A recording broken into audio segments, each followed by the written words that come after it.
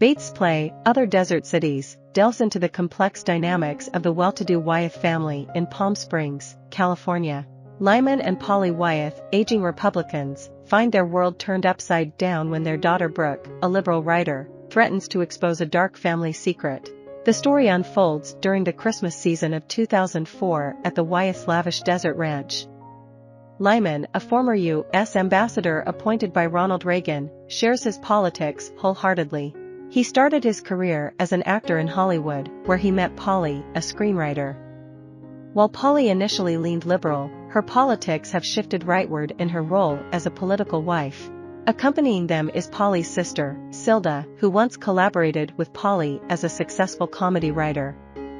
However, Silda's career stalled after Polly's departure, leading to depression and alcoholism. Their strained relationship is marked by lingering resentment over their diverging politics and the dissolution of their writing partnership. Silda's recent stint in rehab has left her living with the Wyeths, unsure of her willingness or ability to move on. The arrival of Brooke, the Wyeth's daughter, further complicates the already tense atmosphere. Residing in distant New York, Brooke keeps her distance from her parents. Despite the anticipation surrounding her second novel following a successful debut, Brooke has only been publishing magazine articles for years. The Wyeths fret over her single status and disapprove of her liberal politics, while she, in turn, disapproves of their conservative beliefs. Within this family dynamic, Baitz weaves a narrative that explores conflicting ideologies, long-held resentments, and the complexities of familial love. Still, amidst the family tensions, Brooke brings forth exciting news: she is on the verge of publishing a book. Her parents are relieved that her second novel has finally materialized. Joining them is Tripp, their son, who resides in Los Angeles and works as a producer for a popular reality TV show focused on courtroom dramas. Tripp, known for his womanizing ways, aligns politically with his sister, but maintains a closer relationship with his parents, particularly Polly. The family is already brimming with intergenerational anxiety when Brooke reveals that her upcoming book is not a work of fiction, but a memoir. Specifically, it explores her relationship with her brother Henry, a subject that her parents have always avoided discussing. The audience learns that Henry was involved in a radical movement reminiscent of the Weather Underground, based in Venice, California. Tragically, after the movement accidentally caused the death of a janitor during a bombing at an army recruitment center, Henry took his own life.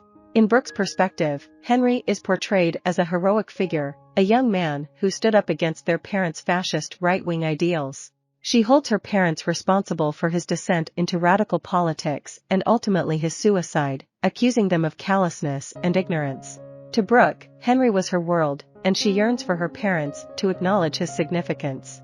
While she does not expect them to fully endorse her version of events, she desires their blessing before publishing the memoir. At first, the Wyeths respond with a firm no. Brooke accuses them of prioritizing their public image over familial understanding. However, as the argument unfolds, it becomes evident that something deeper is at stake. Polly and Lyman have valid concerns. They fear that publishing the memoir may trigger Brooke's depression and lead to further tragedy. Yet, they also recognize her need for independence. Brooke's greatest fear is becoming dependent on her parents' financial support, akin to her crippled friends. In this complex web of familial dynamics, the Wyeths must grapple with their conflicting desires to protect their child and respect her autonomy. The question of whether Brooke's memoir will see the light of day hangs in the balance, as each family member navigates their own fears, regrets, and hopes for the future. Behind closed doors, the Wyeths harbor doubts about Brooke's true motivations for framing her book as a memoir. They question whether she genuinely feels the need to share her version of the truth or if she is simply banking on the allure of her famous parents' names to sell the book.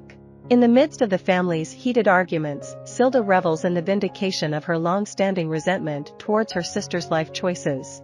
As tensions escalate, Brooke begins to grasp the profound fear and sadness her depression instilled in her parents.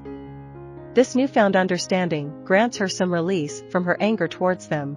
She earnestly questions whether publishing the memoir is truly necessary and ultimately concludes that it is, regardless of her parents' approval.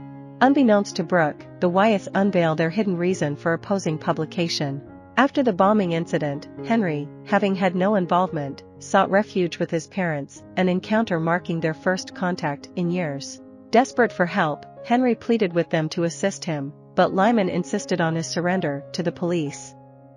A heated argument ensued, culminating in Lyman slapping his son. In response, Henry fled.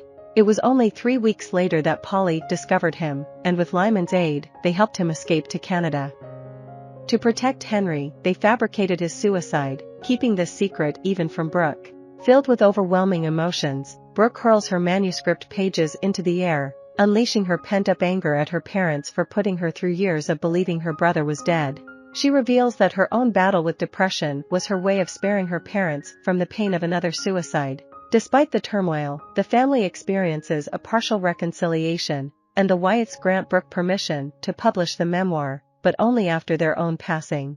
In the epilogue, set years later, the memoir is finally published.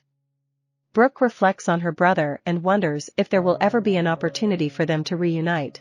Other Desert Cities premiered at Lincoln Center Theater in 2011 before transferring to Broadway later that same year. Other Desert Cities, a play by Jon Robin Baitz, garnered critical acclaim and was recognized as a finalist for the 2012 Pulitzer Prize in Drama. The New York Times lauded it as the most thoroughly integrated and sustained work by the playwright. The title itself references a guide sign found on a California freeway, directing travelers towards Indio, California, and other desert cities. I hope you enjoyed this video. Leave a like if you did, and be sure to subscribe. Thank you.